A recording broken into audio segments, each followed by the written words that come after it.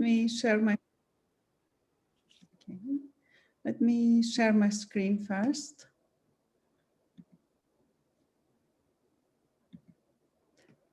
So I will start by giving you a brief introduction of the system, and then I would also demonstrate it. As Helen said, this is a system we have developed over the past few months based on the COVID-19 Open Research Dataset. And the aim of the system is to be an exploratory research system and mainly addresses researchers working on COVID who are trying to gain insights from the large amount of the literature. So the system is working a lot on technical terms, which I will explain. And also we are exploring the relationship between different papers by means of their citations, the citation network, and shared concepts. So the system is really aiming to facilitate navigation of the scientific literature related to various aspects of the pandemic. So what's the motivation? We all know that we have an overload of textual resources related to COVID. And this kind of unprecedented production of scientific literature makes actually quite difficult to navigate through the many papers and find important information. The data sets with the current version of the system is actually using the CORD-19 dataset. This is not, we are not gathering the data, but we are using the dataset gathered by the Allen Institute of AI, which, as you see here, is in partnership with several other initiatives, the Chance Zuckerberg Initiative, Microsoft, etc. Currently, the system has about 500,000 papers, out of which 200,000 are full papers. Sorry, not 200, but 200,000 are full papers. And they're mostly open source, and they're also archived in the bioRxiv and medRxiv, etc. So the corpus is also updated often, almost daily, as new research is published in peer-reviewed publications. So what are the main features of the system that we will see? The aim, as we said, is to navigate through the rapidly updated literature and to draw associations between the different concepts and their citations. And we want to look at the different facets of information. So the core part is actually terms and citations. But there's another very important part here. It's not just text mining results, but it's actually the interactive visual interface, which facilitates the exploration of the text of the search results. So it's very important, actually. What we have done is to integrate text mining with visual text analytics based on CORD-19. So the first part is term extraction, and it's an important facet of our system. Terms are technical concepts, specialized concepts, which are actually characterize the main topics of a document. In English, most of these technical terms are multi-word, that consist more than one word. And typically, the system we use ranks technical terms based on their importance or their significance in the document. Now, the interesting part of that is basically by extracting the terms, we can use them as well to filter the documents and to identify documents which are related to related topics. So here we will see in the visualization, the bubble chart, which actually allows us to do a weighted faceted search, because the big bubbles basically are showing the importance of the terms. But also we're using it the term concurrence and different term hierarchies as well. We use them to infer document relations, which then are used for the citation extraction and to infer citation relations. And you will see actually how this has been used in the document graph. So the background of the term extraction is based on the system that we have developed at the National Center for a long time now, and one can use it as standalone. So you don't really need, it's not embedded necessarily in a specific system, but we have used it for either as a standalone or embedded in different other applications and set systems. And the whole idea is basically to use technical terms automatically. It's a statistical measure which measures the importance of a technical concept in a collection of documents. So to continue with that, basically how this works, the visualization. So if we use, in this case, we do a query like transmission cluster, then we automatically see, we have the ability to look as, to visualize basically the results and look at the bubble chart. This actually allows us also to see the most significant terms in the search results, because the size of each bubble indicates the importance. In this case, is the importance based, the statistical importance of a term in the document collection. As we see as well, when we see the demo, as we hover over the specific bubble, we will see as well the number of documents which are associated with this specific term, and also the importance, the relevance.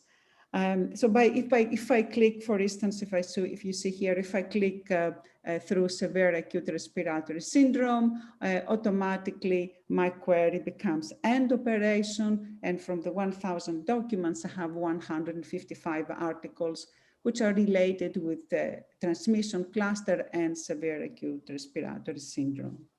So the other thing we can do, we can view as well, is to view a list of terms, of the technical terms.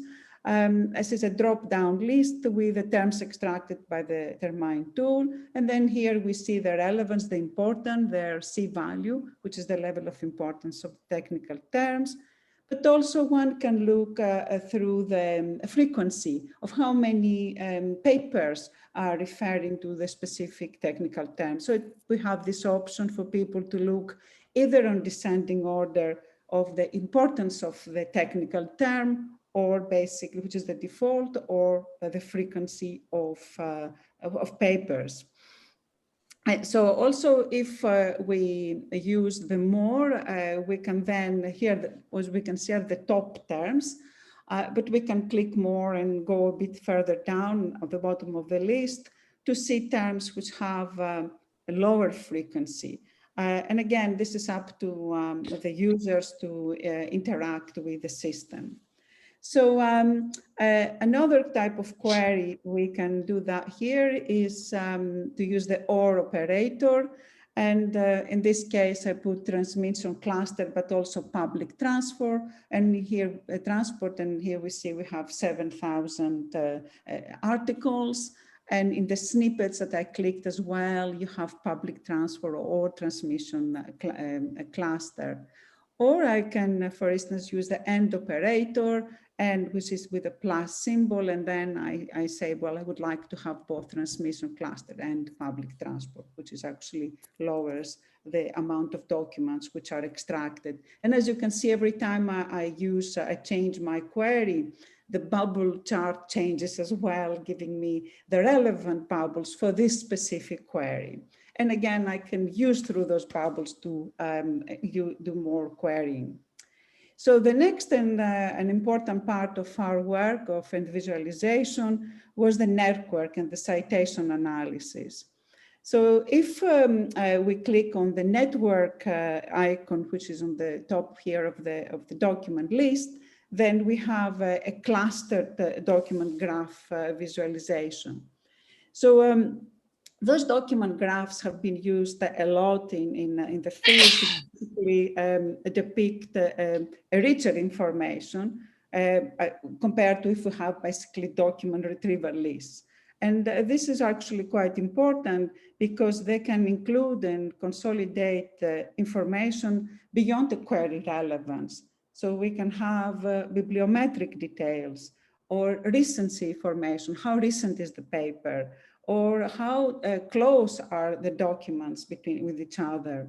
So in our case, we combine the two. So we combine the bibliometric information and the contextual information, by having incorporating two different types of edges, the citation edges and term edges. And term edges, obviously, they come from the description I said before. Now, both types of edges, both edge types, they use weights. And these weights, they tell us the proximity, the relevance of between the document nodes. So the nodes that you can see here with blue, the blue dots in the document graph, correspond to the documents. And the size of those nodes corresponds to the relevance of the search query. Now, there are also the edges. You see the different types of edges with different colors who correspond to 3 different relation types. The first is the orange one, with which is directed, direct citation, and it tells us the references across different documents. And of course, the assumption is that if one author cites another document, there is a relation between those 2 papers, and the users might want to explore this direct, basically, citation and relevance. But then we have also another type of, the green arrows, they represent indirect, and you can see towards somewhere here, I don't know if you can see there, you have the indirect citations. We call them co-citation mentions. And here, the assumption is that if 2 papers cite the same paper, there is some relevance between them. And this is actually important if we want to find paths between papers or involving, for instance, documents who are even outside the CORD-19 dataset. Now, those 2 green and orange edges are also weighted to represent the proximity, time proximity between 2 papers. So, for instance, the greater the publication, far away the time publication is between papers, the smaller the weight. The citing, how many times a paper is cited within a document, and the citation position. Well, that is quite interesting because we want to see if a citation is, for instance, outside the introduction and related work, is more important, because if people mention something in the methods, it's more important than just in the introduction or related work. So all these are actually weights that we add to represent basically the information. And last, we have also the blue, not the blue, the mauve color of term relations are term co-occurrence links. And we used the information from terms before to identify the most significant terms, as you have seen before, per paper. And then we proceed by linking those papers with co-occurring top terms. And then the term edges are weighted by the average and value, the C-value that I mentioned before. So here in the next slide, I think I just mentioned that between direct citation links and indirect. So I'll just very quickly go through that. It's basically how we weight the citations, the relative publication date, the repetition of the citation, and the zoning, where, for instance, the citations are mentioned in a paper. So the last thing we can do, actually, if you see here, we have a threshold and you have expansions. So the threshold is a kind of filtering here. So it allows us, when you start expanding and looking at the network automatically, you want to limit the number of edges in the graph. So you can put, for instance, an edge weight, a threshold, so that we can focus on the most important connections first. So this is up to the user to use the node filter and the threshold. And by doing then, by setting up the threshold, then we can do the expansion. As you see here, you have an expansion when you have additional nodes which are related to the document. So obviously we have only nodes with relevance score above the weight thresholds will be shown. So if, for instance, the threshold is set to 0, then it will also show relations to the documents which are not returned in the query. So you have basically a broader exploration. I'll show you now the demo, and if you have any questions, you can ask myself and also my collaborator, Chrisa Zerva, who did most of this work as well on the system. And we have a user evaluation, and which would be great if you can complete the questionnaire. So my next part is to actually open a window and try the system. So there are various ways of looking at the system. The first is, as I said, you can use, for instance, the autocomplete. So I don't know if it's the case for everyone. I still see the slides. Perhaps you need to reshare your screen if you were sharing only the slide application. Okay, let me stop that. Let me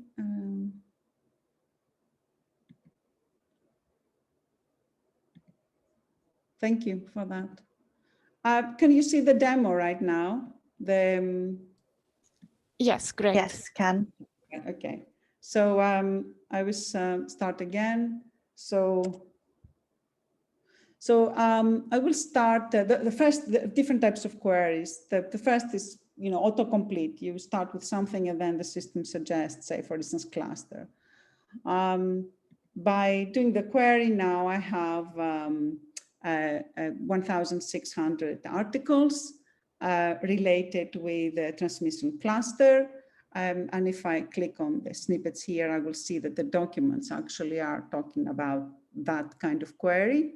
And on the bubble chart, those are the terms that I mentioned, which actually are derived from using the term system, the termine system. And the nodes are based on the relevance and the importance of that node. So I could use, for instance, this one. And then, as you see here, I have 155 articles because to use the end. So this is, I'm exploring now transmission cluster and the severe acute respiratory syndrome. If I hover over that node, I see the number of documents which are associated with this specific term. And also the number of how important is that that actually term. Another way of looking at this is actually going through the technical terms. So you see, I have this is highlighted in blue because I've selected it, and I guess I can deselect it, and I'm going back to the transmission cluster. And in this case, I have again back the same. As before, but I could be able to use, I can see the technical terms on C-value which are ranked and also the frequency as well. So if I use, for instance, severe or respiratory coronavirus, then I should have, again, now have another type of query with 106 articles. The other thing I can look at is actually the year. And obviously transmission, my query about the query I had before, we have more, it started in 2005 and 2020, 2021, we have several papers with this query. And we have also the different journals which are associated with, which actually mention this type of query transmission factor. And I think here I should have more snippets. So the one can actually, if I click the severe acute respiratory syndrome, I would have again 1,600 documents. So another way of looking at that, as I mentioned before, okay, with the terms here, I can even do more, as I mentioned, to have more technical terms, and the value is decreasing, but it depends if we want to look at the frequency here or if we want to see at the importance of the technical term. If I look at the network, is what I mentioned before. We have the direct citations. I'll just go a bit more to see it. So here, if I hover through that, it gives me, the source and the target, and if it's a directed actually citation. But if I can click it actually, here.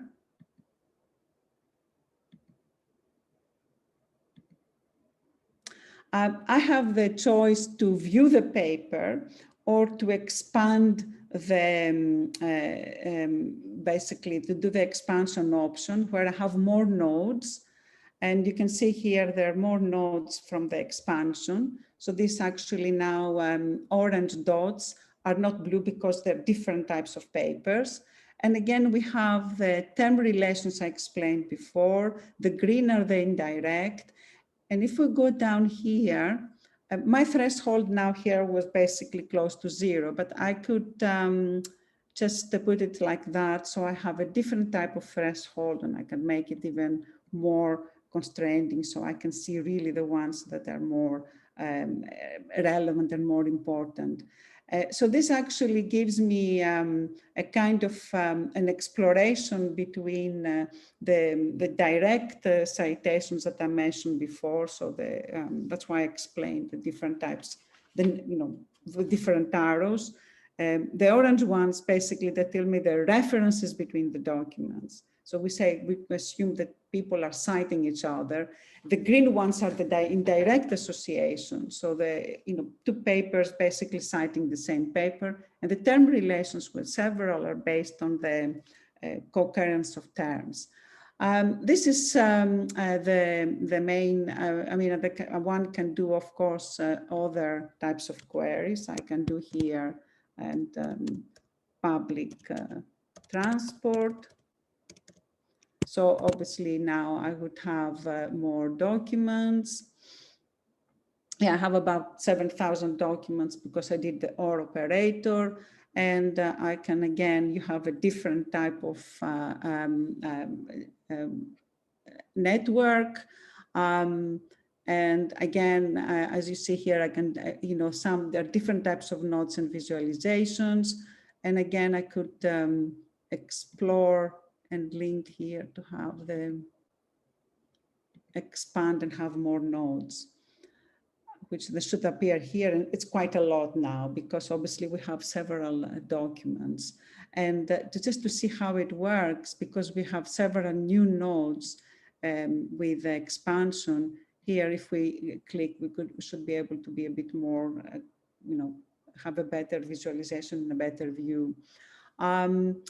So the bubble chart for that is, it tells me a lot about transmission clusters and public transport. And the year we have updated to end of May 2021. And obviously, as the new papers are coming up, this will be again updated. So this is my talk. So I'll stop. I can still share, all of you can ask more queries, or we're happy to take questions right now.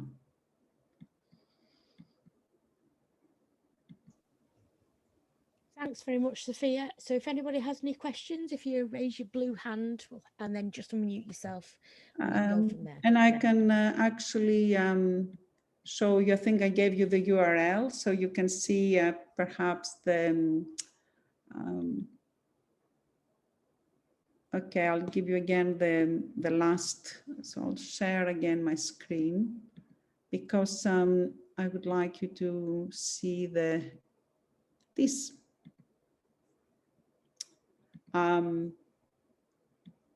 This is you can go here and have the URL for the evaluation, and you can try the system as well with your own queries and give us feedback. Also, before people ask questions, just a very short comment that the last, like the timeline that Sophia just showed can also work as a filter. So you can click on the year you want to limit the papers you see or to see the most recent ones. Oh, thanks, Ruth. That's true. There is a question. Somebody raised his hand. Stop sharing. Hi, So yeah. Yeah, So hi. just to start off, while you were doing that, I just typed in the same search in the original CORD database, and there's somewhat different numbers, a lot of larger numbers there. Is that just because of you don't include all of their database, or it's just a time of when you update it? Are you saying that the URL I just provided? No. In the American, the original CORD-19 database. I'm not so sure how what kind of numbers with the same data, the same queries. Well, when you had 1600 for transmission cluster, yeah. Just out of curiosity, I went in the the linking back to the source. It said 1900, so maybe that's just a few days more. It's a few, perhaps because most probably, yeah. Now they don't sort by individual keywords like yours, which is very useful, but they have sorting by most influential, for example. I wonder whether you have a similar sort of way of picking out the most important ones. We are ranking them based on the most. I'm just putting the URL. Sorry, people are asking that, and I'm just putting this. As I mentioned, the way we are doing it is via the technical terms, the most important concepts, and the citations then for the network. And the citations, the citation network, which I explained before, is also informed by the technical terms. So it's a different way of ranking and finding the information.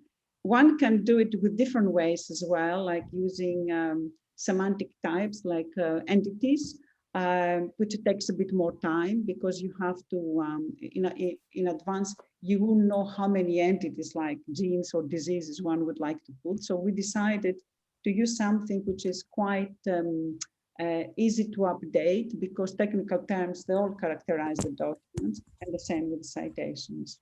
So the different ways of viewing, of creating an exploratory faceted search system. Okay, my final question is this: we're seeing a test version. I mean, is this publicly available, or is it only, is it a paid service?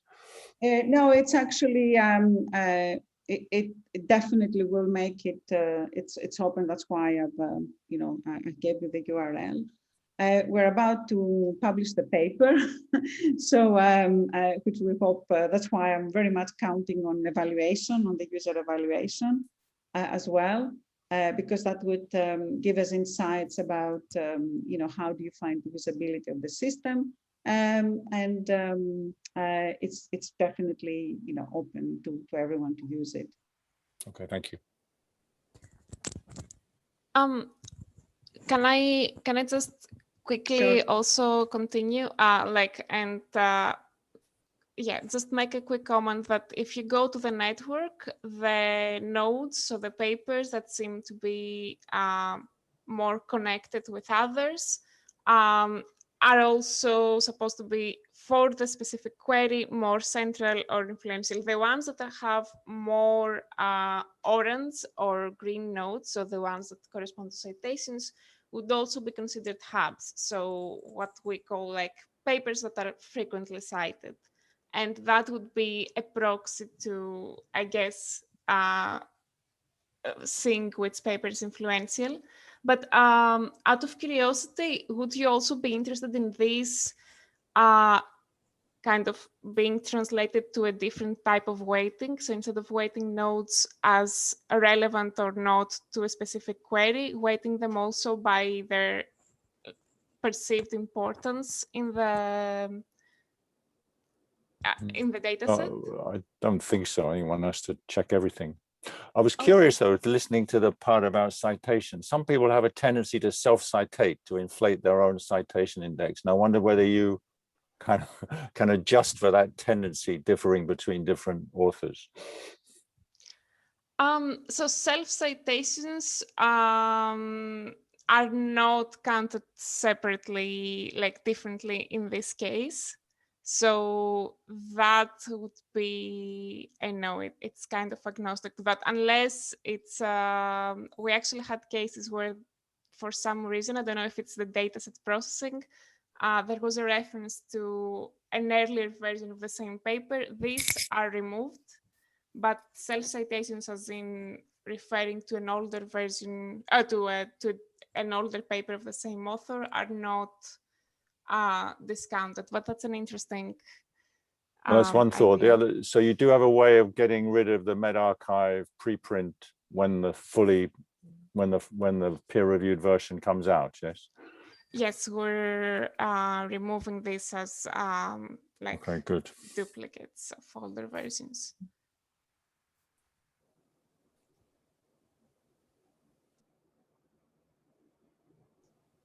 Any more questions from anyone? Sophia, it's Marty, and you know, we looked at this before last, I think, and I think we kind of like provided some input. It's good to see that you have the kind of the and or kind of which was a little bit, we weren't unsure whether that was possible last time we met. Is it also, can you also exclude? Is there also a function to exclude certain publications? So can you, for example, say, right, I'm not interested in kind of laboratory or experimental studies, for example. Can you do that? Not so much in the queries, but from the papers, you can select, for instance, the types of journals that refer to specific. So that might, you know, and the technical terms as well that they are extracted. So you can narrow down your search from that. In the query, we don't at least have now something to exclude something, but you're excluding it directly by looking at the specific journals and also by selecting specific technical terms. I don't know if Krista wants to add anything on that. Yeah, so you can select to exclude specific tokens as words, but perhaps not like, because you mentioned the generic kind of category. So this category, I don't know. Yeah, it's not possible to exclude right now, but for selecting to, let's say, having the transmission cluster query, as Sophia showed, and let's say you want to exclude papers that mention, I don't know, transport. Instead of doing just the end, which is a plus, you can do plus and then minus transport, and this will give you a reduced amount of papers because you will have excluded those mentioning that word. So like excluding words like that from the search is possible. But you mentioned something specific about laboratory. If you can repeat that, I think I missed that. Experiments and things like that. Yeah. Putting it in the query, basically, to exclude it in the query. Yeah, so that actually I have to try. I've tried it with specific words. I haven't tried it with specific phrases. It should be quick to try. And you said that that's you use plus minus for that? Mm-hmm. So okay. Plus is the end, and then generally minus is the negation. Okay, like okay. So minus operator. is excluding. Okay. Yes, and just to nothing... point out that if you just use minus without the end, it will OR it. So it will show you actually too many papers. It works as Boolean operators. So it would give you too many papers because it would give you anything that doesn't include the word that you're trying to exclude.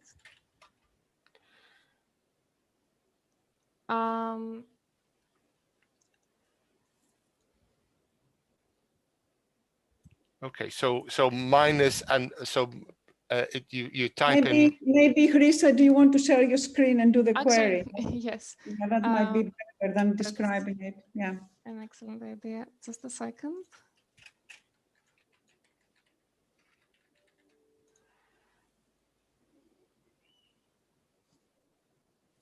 Right. So.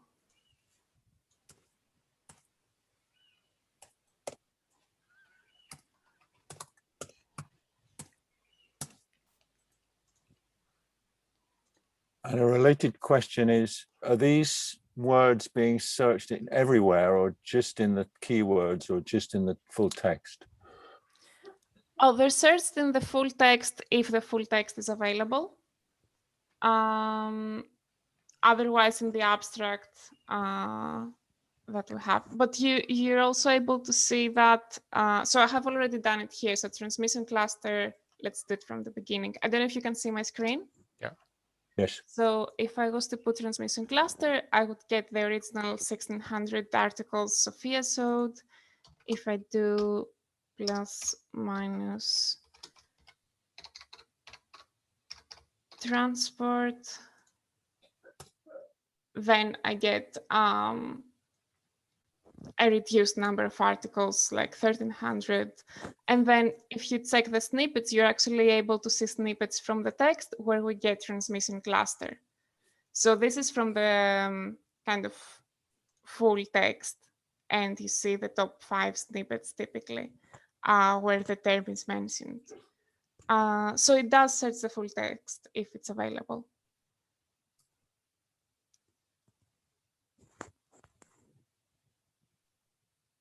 Does this help answer your question? Thank you. Yes, it does. Thank you very much.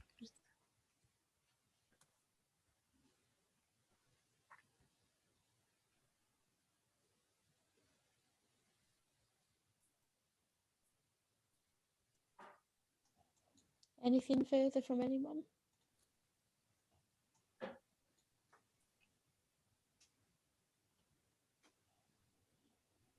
So as I said in the chat, we will provide a copy of the slides afterwards with all the relevant links in, and the recording will be made available shortly afterwards. Is there anything further from yourself, Sophia, or any of the other rest of the team? And not really for me, no.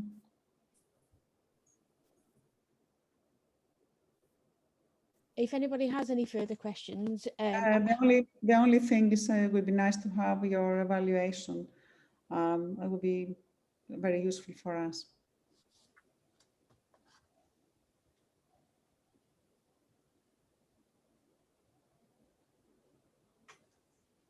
okay, if there's nothing further, then we'll call it to a close. If you do have any further questions, you can email Ashton at manchester.ac.uk, or we can pass them on to Sophia and the team. Thanks very much for your time, Sophia. That was great. Bye. Thanks. Bye-bye. Thanks, everyone. Thanks, Thank you. Sophia. Thanks, Bye, everyone. everyone. Bye.